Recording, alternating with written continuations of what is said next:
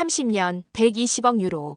프랑스의 세느강 르네상스 프로젝트는 그렇게도 완성되지 못했습니다. 수질은 여전히 오염 기준치를 초과했고 시민들은 강을 등졌습니다. MIT 대학교 도시환경팀, 하버드 대학교 도시설계 연구진, 심지어 UN 도시재생위원회까지 단언했죠. 세느강에서 시민이 다시 수용하는 일은 불가능합니다.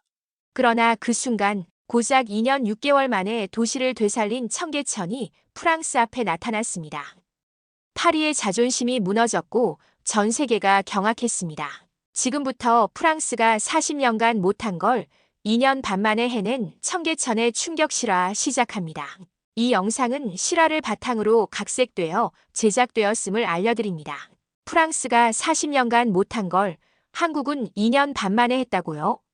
저는 그날 파리 시청 회의실에서 이 한마디를 듣고 정말 어이가 없었습니다. 세느강 르네상스 프로젝트 책임자인 클레르 듀부아가 얼굴이 새하얗게 질려서는 아무 말도 못하고 있더라고요.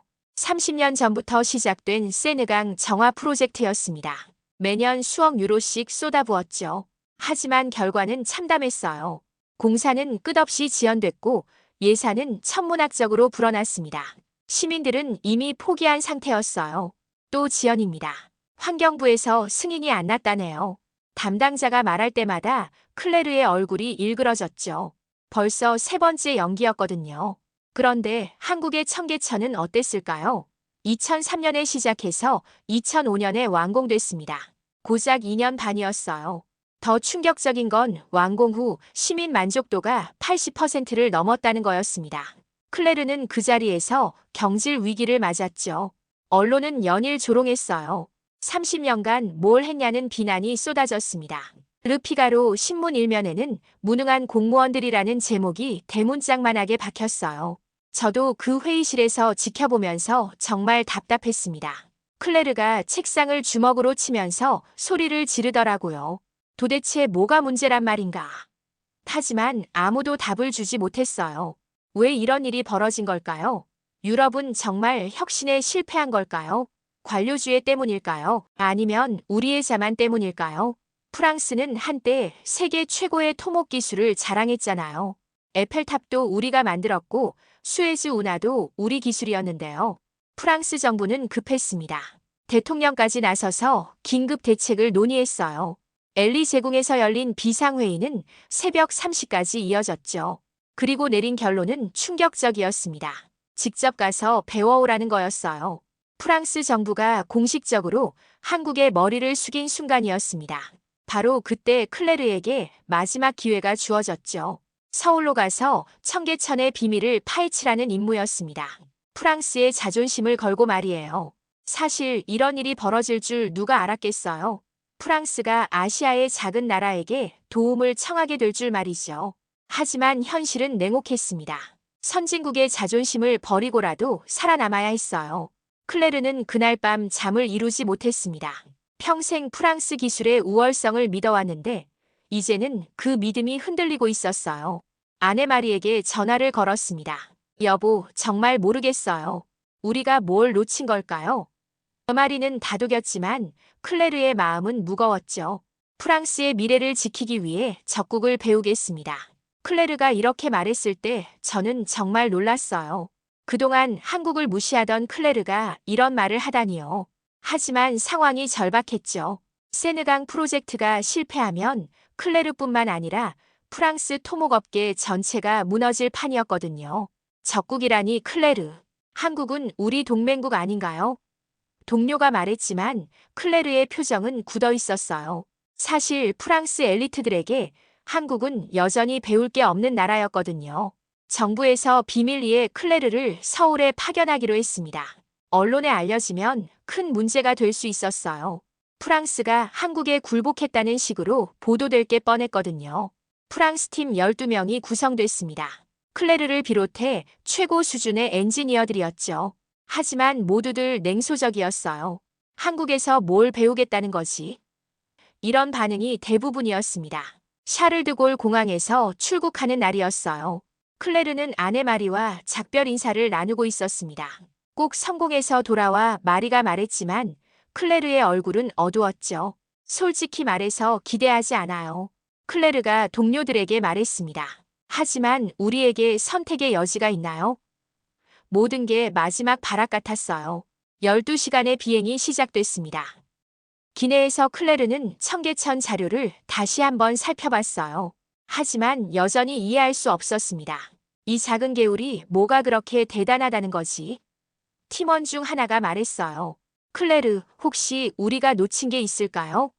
하지만 클레르는 고개를 저었습니다. 아니에요. 그냥 정치적 쇼였을 겁니다. 인천공항에 도착했을 때 한국 정부 관계자들이 마중 나와 있었어요. 하지만 프랑스 팀의 표정은 여전히 시큰둥했습니다. 정말 여기서 뭘 배울 수 있을까요? 모두의 마음이 그랬죠. 선진국의 자존심을 버리고 한국을 배워야 하는 현실이 받아들여지지 않았어요. 하지만 달리 선택할 수 있는 길이 있었을까요? 호텔로 가는 버스 안에서 클레르는 서울 시내를 바라봤습니다. 생각보다 발전됐네요.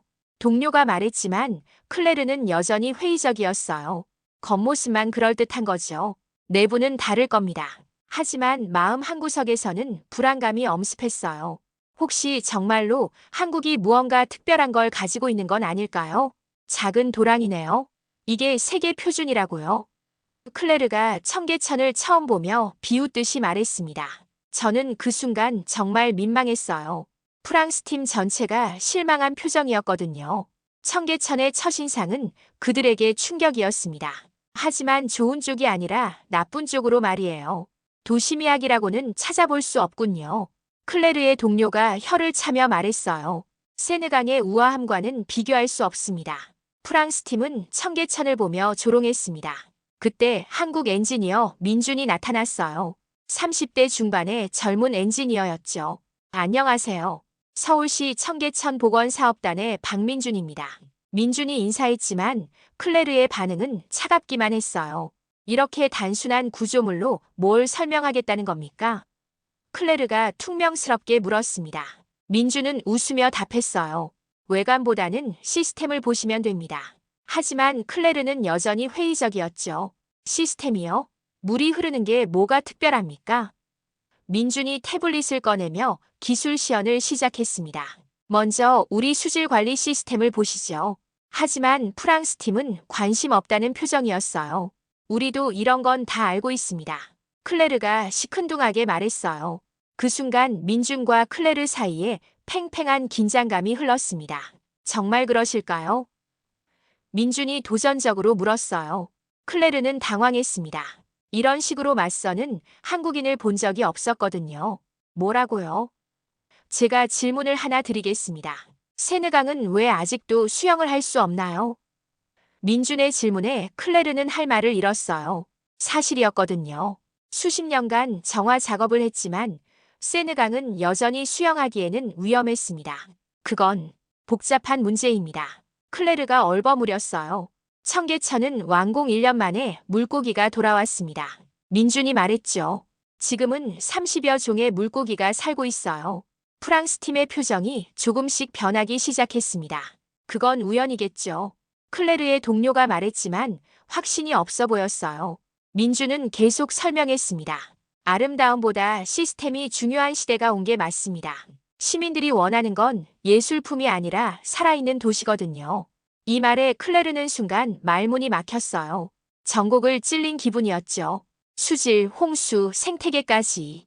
이건 공학이 아니라 마법이다. 클레르가 중얼거렸습니다. 저는 그때 클레르의 눈빛이 달라지는 걸 봤어요. 처음으로 진지해진 표정이었죠. 민준이 스마트 수질 관리 시스템을 보여주기 시작했습니다. 실시간으로 18개 지점의 수질을 모니터링합니다. 화면에는 온갖 데이터들이 실시간으로 업데이트되고 있었어요. pH, 용존산소, 탁도까지 모든 걸 24시간 감시하죠. 프랑스 팀은 점점 놀라고 있었습니다. 이 정도 시스템은 우리도. 클레르가 말을 시작했지만 민준이 끊었어요. 그럼 이건 어떠세요? 민준이 디지털 트윈 시스템을 보여줬습니다. 3D로 구현된 청계천 전체가 화면에 나타났어요. 홍수 상황을 미리 시뮬레이션합니다. 가상의 비가 내리기 시작했고 물의 흐름이 실시간으로 계산됐죠. 100년 빈도 홍수까지 대비가 가능해요. 클레르는 입을 다물 수 없었습니다. 이런 시스템이 2005년에 있었다고요? 아니요. 지금도 계속 발전시키고 있습니다. 민준이 답했어요. 매년 새로운 기술을 추가하죠. 그 다음은 시민 참여 플랫폼이었습니다. 시민들이 직접 수질 상태를 신고할 수 있어요. 스마트폰 앱을 보여주며 민준이 설명했죠. 하루 평균 200건의 신고가 접수됩니다. 프랑스 팀은 충격에 빠졌어요. 시민들이 직접 참여한다고요? 맞습니다. 이게 바로 시스템의 핵심이에요. 민준이 강조했습니다. 기술만으로는 안 되거든요. 시민과 함께 해야죠. 클레르의 흔들림이 시작됐습니다. 지금까지 본 것들이 상식을 뒤엎고 있었거든요. 도대체 어떻게 이런 걸 만들었습니까? 간단해요. 필요해서 만들었거든요. 민준이 담담하게 답했어요. 그때 클레르는 깨달았습니다. 왜 유럽에는 이런 기술이 없는지를요. 너무 오래된 유산에 갇혀 있었던 거였어요. 우리는 아름다운 걸 만들려고 했는데 클레르가 중얼거렸습니다. 당신들은 필요한 걸 만들었군요. 민준이 고개를 끄덕였어요. 맞습니다. 시민들이 원하는 건 예술품이 아니라 삶의 공간이었거든요. 이 순간 프랑스 팀 전체의 인식이 흔들리기 시작했습니다. 지금까지 믿어왔던 모든 것들이 의문시되고 있었어요. 혹시 우리가 잘못 생각하고 있었던 건 아닐까요? 팀원 중 한 명이 조심스럽게 물었습니다. 프랑스는 예술을 만들었고 한국은 삶을 되살렸다. 민중과의 대화에서 클레르는 이렇게 깨달았습니다. 저는 그때 클레르의 얼굴에서 모든 게 무너지는 걸 봤어요. 그동안 믿어온 모든 철학이 흔들리고 있었거든요. 청계천을 왜 복원했습니까? 클레르가 진지하게 물었어요. 민주는 잠시 생각하더니 답했습니다. 과거를 지우려던 게 아니라 과거와 미래를 연결하려고 했어요. 이 말이 클레르에게는 충격이었습니다. 과거와 미래를 연결한다고요? 네. 청계천은 원래 조선시대부터 있던 하천이었어요. 민준이 설명했습니다. 일제강점기와 산업화 과정에서 복개됐죠. 클레르는 세느강을 떠올렸어요. 우리는 과거를 지우려고 했는데 어떻게 지웠다는 뜻인가요? 민준이 물었습니다. 클레르는 잠시 말을 멈췄어요. 사실 세느강 정화 과정에서 많은 역사적 흔적들이 사라졌거든요. 강변의 오래된 건물들을 철거했습니다. 현대적으로 바꾸려고요. 그럼 시민들은 어떻게 됐나요? 민준의 질문이 따라왔어요. 클레르는 할 말을 잃었습니다. 세느강변은 아름다워졌지만 일반 시민들이 가까이 갈 수 없게 됐거든요. 관광객들만 찾게 됐습니다. 클레르가 솔직하게 인정했어요. 시민들의 일상은 돌아오지 않았죠. 바로 그겁니다. 민준이 말했어요. 우리는 시민들의 일상을 되살리려고 했거든요. 청계천 주변을 걸으며 민준이 보여준 것들은 놀라웠습니다. 보세요. 시민들이 실제로 이용하고 있어요. 정말 그랬어요. 직장인들이 점심시간에 산책을 하고 있고 아이들이 뛰어놀고 있었습니다. 연인들은 벤치에 앉아 데이트를 즐기고 있었어요. 세느강은 이런 모습이 아니죠? 민준이 물었습니다. 클레르는 고개를 끄덕일 수밖에 없었어요. 세느강은 아름답지만 시민들의 삶과는 거리가 멀었거든요. 도시란 예술품인가 아니면 시민의 삶의 무대인가? 클레르가 자신에게 물어봤습니다. 답은 분명했어요. 하지만 받아들이기 어려웠죠. 평생 믿어온 철학을 바꿔야 했으니까요. 우리가 틀렸군요. 클레르가 중얼거렸습니다. 틀렸다기보다는 다른 선택을 했던 거죠. 민준이 다독였어요. 하지만 클레르는 이미 확신하고 있었습니다. 프랑스의 접근법이 잘못됐다는 걸요. 시민 70%가 반대했다고요. 그럼 어떻게 진행할 수 있었습니까? 클레르가 놀라며 물었습니다. 저는 그때 민준의 표정이 어두워지는 걸 봤어요. 쉽지 않았던 기억들이 떠오르는 것 같았거든요. 정말 힘들었습니다. 민준이 솔직하게 말했어요. 상인들은 생계를 걱정했고 시민들은 소음을 불평했죠. 청계천 초기의 반대 여론은 상상을 초월했습니다. 매일같이 시위가 벌어졌어요. 장사를 못하게 만들 거냐는 상인들의 절규가 있었죠. 그럼에도 불구하고 강행했습니까? 클레르가 물었어요.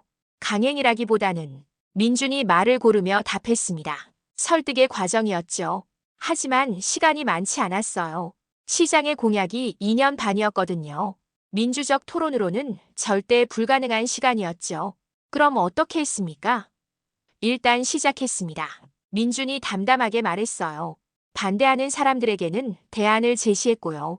상인들에게는 임시 상가를 제공했고 시민들에게는 완공 후의 모습을 보여줬습니다. 하지만 쉽지 않았어요. 매일 항해 전화가 수백 통씩 왔습니다. 그래도 밀고 나간 이유가 뭡니까? 클레르가 핵심을 물었어요. 확신이 있었거든요. 민준이 답했습니다. 완공되면 분명히 시민들이 좋아할 거라는 확신이요. 정말 그랬습니다. 완공 후 여론은 완전히 바뀌었어요. 80%가 찬성으로 돌아섰죠. 상권도 되살아났고 관광객들이 몰려왔습니다. 2년 6개월 만에 이런 변화가 클레르가 믿을 수 없다는 표정이었어요. 네. 그리고 지금은 서울의 랜드마크가 됐죠. 민준이 자랑스럽게 말했습니다. 클레르는 깊은 고민에 빠졌어요. 혁신은 민주적 토론만으로 가능할까요? 이 질문이 클레르를 괴롭혔습니다. 프랑스는 모든 걸 토론으로 결정하려 했거든요. 하지만 그 결과는 30년간의 지연이었어요. 때로는 결단이 필요합니다. 민준이 말했어요. 하지만 그 결단에는 책임이 따르죠. 클레르는 이해했습니다. 한국은 결과로 승부했던 거였어요. 토론보다는 실행을, 계획보다는 성과를 선택했던 거죠. 하지만 이게 정말 옳은 걸까요? 클레르의 혼란은 더욱 깊어졌습니다. 이제 파리가 서울을 따라한다니까요. 민준이 신문 기사를 보여주며 흥미롭게 말했습니다. 저는 그때 클레르가 얼마나 충격을 받았는지 기억해요. 자존심이 완전히 무너지는 순간이었거든요. 파리만이 아닙니다. 민준이 태블릿을 넘기며 계속 보여줬어요. 뉴욕의 하이라인, 도쿄의 시부야강 복원사업, 런던의 템스강 재개발. 모두 청계천을 벤치마킹한 프로젝트들이었습니다. 상하이에서는 작년에 직접 시찰단을 보냈어요. 클레르는 말문이 막혔습니다. 세계 주요 도시들이 모두 청계천을 배우려고 하고 있었던 거예요. UN 헤비타트에서도 모범 사례로 선정했습니다. 민준이 자랑스럽게 말했어요. 세계은행에서는 개발도상국 지원 모델로 채택했고요. 더 충격적인 건 하버드 대학교의 사례였습니다. 도시계획학과에서 청계천을 필수 교육과정으로 넣었어요. 프랑스 소르본 대학교도 예외가 아니었습니다. 작년부터 청계천 사례 연구가 시작됐죠. 클레르는 어이가 없었어요. 자신의 모교에서 한국 사례를 가르치고 있다니 말이에요. MIT에서도 마찬가지입니다. 민준이 계속 보여줬어요. 청계천 모델을 기반으로 한 스마트시티 연구가 활발해요. 베이징, 자카르타, 방콕에서도 청계천식 도시 재생을 시도하고 있었습니다. 심지어 아프리카 카이로에서도 문의가 왔다고 하더라고요. 왜 세계는 이제 유럽이 아닌 한국을 배우려고 할까요? 클레르가 자문했습니다. 답은 분명했어요. 유럽은 과거에 머물러 있었던 거였죠. 시대가 바뀌었거든요. 민준이 설명했습니다. 이제는 아름다운 것보다 실용적인 것을 원해요. 시민들의 니즈가 달라진 거였습니다. 예술적 가치보다는 삶의 질을 중요하게 생각하게 됐어요. 기후변화, 도시화, 환경 문제, 인구 고령화. 민준이 나열했습니다. 이런 문제들에는 새로운 접근이 필요했어요. 청계천이 바로 그 해답을 제시했던 거였습니다. 실용성과 신미성을 동시에 만족시킨 거죠. 그래서 전 세계가 주목하는 겁니다. 클레르는 복잡한 심정이었어요. 프랑스의 자존심은 무너졌지만 새로운 가능성을 발견한 기분이기도 했거든요. 우리도 변해야겠군요. 클레르가 중얼거렸습니다. 변화는 어렵죠. 민준이 공감했어요. 하지만 불가능하지는 않아요. 프랑스도 충분히 할 수 있을 겁니다. 정말 그럴까요? 클레르가 의구심을 표했어요. 30년간 실패했는데요. 그건 방법이 틀렸던 거예요. 민준이 단호하게 말했습니다. 이제 올바른 방법을 알았잖아요. 바로 그때 클레르는 결심했습니다. 프랑스로 돌아가서 모든 걸 바꿔야겠다고요. 세계의 기준이 바뀐 이상 프랑스도 따라가야 했어요. 세계의 기준이 바뀌었습니다. 이제 파리 차례입니다. 귀국한 클레르가 파리 시청에서 한 첫 번째 말이었어요. 저는 그때 클레르의 눈빛이 완전히 달라진 걸 느꼈습니다. 한국에서 돌아온 클레르는 다른 사람이 된 것 같았거든요. 청계천식 도시 철학을 도입하겠습니다. 클레르가 선언했을 때 회의실은 술렁였어요. 동료들은 믿을 수 없다는 표정이었죠. 클레르, 정신 차리세요. 우리가 왜 한국을 따라해야 합니까? 부장이 반발했지만 클레르는 흔들리지 않았어요. 따라하는 게 아닙니다. 배우는 거예요. 클레르는 세느강 마스터 플랜을 완전히 뜯어고치기 시작했습니다. 기존의 예술 중심에서 시민 생활 중심으로 바꾼 거였어요. 시민들이 실제로 이용할 수 있는 공간을 만들어야 합니다. 스마트 기술도 도입했어요. 실시간 수질 모니터링 시스템부터 시작하겠습니다. 반대가 만만치 않았습니다. 프랑스의 전통을 포기하자는 겁니까? 비판이 쏟아졌어요. 하지만 클레르는 포기하지 않았습니다. 전통을 지키는 가장 좋은 방법은 현재를 사는 거예요. 시민 참여 플랫폼도 만들었습니다. 시민들이 직접 의견을 낼 수 있게 해야 해요. 청계천에서 본 그 시스템을 프랑스 버전으로 구현한 거였죠. 정말 이런 게 필요할까요? 의구심도 많았지만 클레르는 확신했어요. 6개월 후 첫 번째 성과가 나왔습니다. 수질이 30% 개선됐습니다. 측정 결과가 나오자 반대하던 사람들도 입을 다물었어요. 시민들의 반응도 달라졌습니다. 이제 세느강에 가고 싶어져요. 설문조사에서 나온 반응이었죠. 아내 마리도 클레르의 변화를 느꼈어요. 여보, 완전히 다른 사람이 된 것 같아요. 한국에서 많은 걸 배웠어요. 클레르가 답했습니다. 자존심을 버리는 게 얼마나 어려운지도 알았고요. 그래도 얻은 게 더 많죠? 마리가 웃으며 물었어요. 맞아요. 정말 많은 걸 얻었습니다. 1년 후 파리 시민들이 세느강에서 수영할 수 있게 됐어요. 30년 만의 일이었습니다. 언론들도 찬사를 보냈죠. 파리 르네상스가 드디어 시작됐다고 말이에요. 클레르는 이제 확신했습니다. 도시의 미래는 기술과 기업 둘 다입니다. 과거를 지우는 게 아니라 과거와 현재를 연결하는 것. 그게 바로 청계천에서 배운 철학이었어요. 자존심을 꺾는 건 쉽지 않았습니다. 클레르가 인터뷰에서 말했어요. 하지만 그 덕분에 정말 중요한 걸 얻었죠. 무엇보다 시민들의 일상이 돌아왔다는 점이었습니다. 세느 강변에 시민들이 다시 모여들었어요. 연인들이 데이트하고 가족들이 산책하는 모습을 볼 수 있게 됐죠. 이제야 진짜 도시다운 모습이 됐네요. 클레르가 만족스럽게 중얼거렸습니다. 한국에서 배운 교훈이 현실이 된 순간이었어요. 오늘의 사연은 어떠셨나요? 재미와 감동이 있었다면 구독과 좋아요 부탁드립니다. 감사합니다.